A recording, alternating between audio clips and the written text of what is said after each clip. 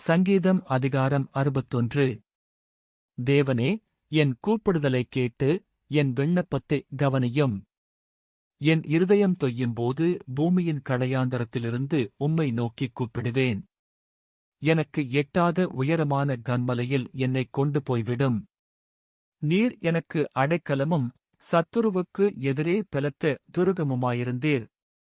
நான் உம்முடைய கூடாரத்தில் சதாகாலமும் தங்குவேன், உமது செட்டைகளின் மறைவிலே வந்து அடைவேன்.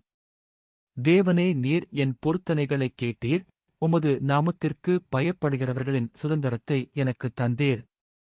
ராஜாவின் நாட்களோடே நாட்களைக் கூட்டுவீர், அவர் வருஷங்கள் தலைமுறை தலைமுறையாக இருக்கும்.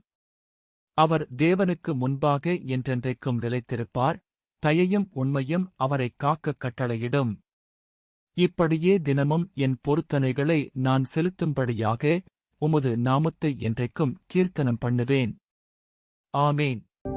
பிரியமானவர்களே, இந்த சங்கீதம் தாவீது தான் துன்பங்களின் நேரங்களில் சோர்ந்து போகிற போது தேவனை நோக்கி அடைக்கலம் தேடுவதை பற்றி கூறுகிறது.